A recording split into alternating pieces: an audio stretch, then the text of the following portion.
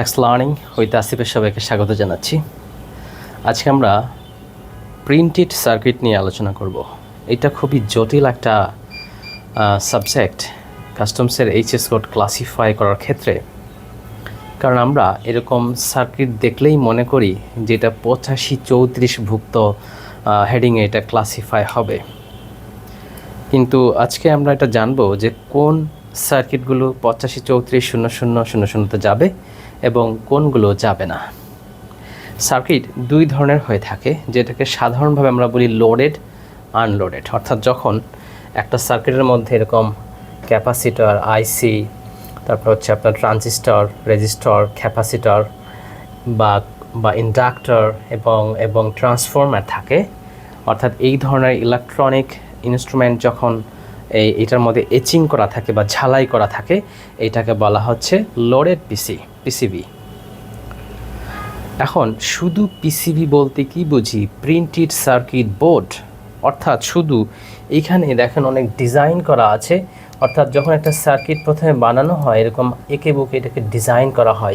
যখন একটা বিল্ডিং করা হয়, বিল্ডিংটা করার আগে কিন্তু একটা আর্কিটেকচারাল ইঞ্জিনিয়ার কী করে, একজন আর্কিটেক্ট কিন্তু আগে ডিজাইন করে।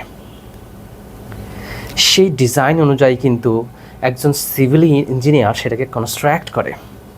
সিমিলারলি যখন একটা সার্কিট যখন হবে তখন আগে ডিজাইন করা হয়, সেই ডিজাইন অনুযায়ী একজন ইলেকট্রিক্যাল ইঞ্জিনিয়ার আগে ডিজাইন করেন, তারপর কিন্তু আরেকজন সেই টেকনিশিয়ান কিন্তু সেটার মধ্যে এই ডিভাইসগুলো কিন্তু এচিং করেন বা ঝালাই করে বসিয়ে দেন। অর্থাৎ যখন আনলোডেড সার্কিট হবে, অর্থাৎ ডিজাইন করা থাকবে বাট কোনো ইনস্ট্রুমেন্ট অর্থাৎ ক্যাপাসিটর, ইন্ডাক্টর বা হচ্ছে রেজিস্টর, এগুলা কখনোই আপনার এই ইচিং করা বা ঝালাই করা থাকবে না। That is call only printed circuit board.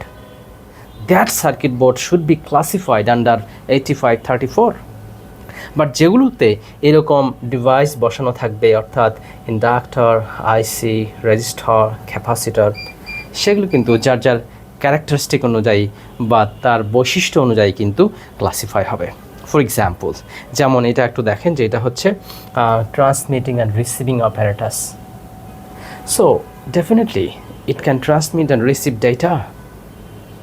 সুতরাং এটা 85-17 হেডিংয়ে ক্লাসিফাই হবে। যদি কোনো কম্পিউটারের মাদারবোর্ড হয় সেটা কিন্তু ডেফিনেটলি 84, যেহেতু আপনারা জানেন যে 84-71 কম্পিউটারের ক্লাসিফাই হয়, সুতরাং তার পার্টস 84-73 ক্লাসিফাই হবে। আপনারা জানেন যে মনিটর 85-28 ক্লাসিফাই হয়, তার পার্টস 85-29 আপনার ক্লাসিফাই হবে। অর্থাৎ কম্পিউটারের মাদারবোর্ড বা সার্কিট বা হচ্ছে মনিটরের মাদারবোর্ড বা সার্কিট, এগুলো কিন্তু আমরা বলেছি 84-73 এবং 85-29 ক্লাসিফাই হবে। সিমিলারলি ক্যামেরা বা হচ্ছে কোনো আপনার অন্য কোনো ডিভাইস, যেমন ক্যামেরা হতে পারে, যেমন আমরা টিভিতে বললাম, অর্থাৎ 84-25 থেকে শুরু করে 25, 26, 27, 28 এইসব ডিভাইসের যেটাই মাদারবোর্ড হোক না কেন, সার্কিট বোর্ড হোক না কেন, এগুলো 85-29 ক্লাসিফাই হবে। এমনকি 90 চ্যাপ্টারেও ক্লাসিফাই হতে পারে।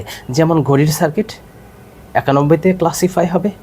যেমন কোনো ইনস্ট্রুমেন্ট, যেমন যেগুলো আমরা ক্যামেরা আগের ভিডিওতে বলেছি, যেমন যেসব ইনস্ট্রুমেন্ট টাইপের ক্যামেরা আছে, অথবা যেসব আপনার বিভিন্ন ধরনের ইনস্ট্রুমেন্ট টাইপের ডিভাইস আছে, সেগুলোর যদি মাদারবোর্ড হয়, যেমন একটা প্রজেক্টরের মাদারবোর্ড হলে তো সেটা নিশ্চয়ই 85 চ্যাপ্টারে যাবে না, সেটা 90 চ্যাপ্টারেই ক্লাসিফাই হবে।